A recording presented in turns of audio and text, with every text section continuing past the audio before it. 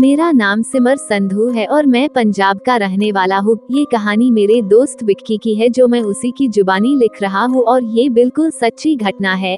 Hello मित्रों, मेरा नाम विक्की बंसल है और ये बात तब की है जब मैं 12 साल का था। मेरा घर पंजाब के एक छोटे से गांव में था। मैं और मेरे दोस्त रात को खाना खाकर गांव की गलियों में खेलते थे।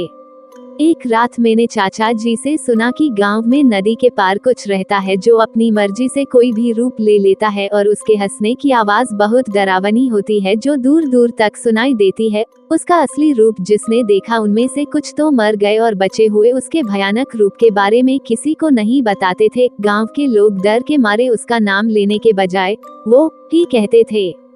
खैर, उस रात मैंने ये सारी बात अपने दोस्तों को बताई और साथ चलने को बोला। कुछ तो डर गए और कुछ मेरे साथ चलने को तैयार हो गए। अब हम 4 दोस्त, मैं, बिट्टू, पवन और अशोक नदी की तरफ चल पड़े। हम खेतों में से जा रहे थे और आसपास कोई नहीं था। फिर हम नदी के ऊपर बने पुल से नदी पार करके बंजर जगह पर पहुंच गए जहां बहुत से आंख के पौधे थे जिसके ऊपर आम जैसे फल लगे होते हैं जिसके अंदर रुई जैसा कुछ होता है। हमें बाद में पता चला कि रात को उस पर थूकने से वो पीछे पड़ जाता है। पवन ने आम समझकर उसे खा लिया और कड़वा होने की वजह से वही पौधे पर थूक दिया। अचानक हमें पीछे से किसी के दौड़ने की आवाज आई पर वहाँ कोई नहीं था। हम डरकर घर की तरफ भागे और गांव में पहुंचकर अपने घर की तरफ चल दिए। पवन और बिट्टू का घर एक ही रास्ते में था। जब वो साथ साथ चल रहे थे तभी पवन के पापा सामने खड़े मिले और बोले कि बेटा, मैं तुम्हारा ही इंतजार कर रहा था। और वो तीनों साथ में चल पड़े। बिट्टू के घर के पास पीर बाबा की दरगाह थी। बिट्टू के पापा ने वहाँ पहुँचने से पहले ही पवन से बोला कि बेटा, आज दूसरे रास्ते से चलते हैं।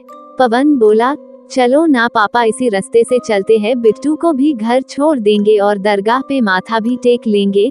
पर उसके पापा ने गुस्से में नहीं बोला और दूसरे रास्ते की तरफ चल पड़े। बिट्टू अपने घर की तरफ चल पड़ा और अचानक दरगाह के पास गिर पड़ा। पवन अपने पापा से हाथ छुड़ाकर बिट्टू को उठाकर उसके घर ले गया। उसने पीछे मुड़कर भी नहीं देखा।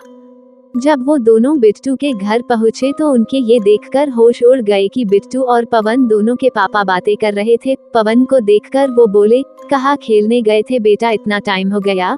पवन घबराकर बाहर की तरफ दौड़ा और उसे दूर दूर तक कोई नजर नहीं आया और अचानक एक डरावनी हंसी की आवाज सुनाई दी और सब शांत हो गया। उसके बाद ये सारी बात उसने मुझे बताई और आज तक वहाँ कभी नहीं गए। इस घटना को कई साल बीत गए लेकिन पवन आज भी उस डरावनी हंसी को नहीं भुला पाया है।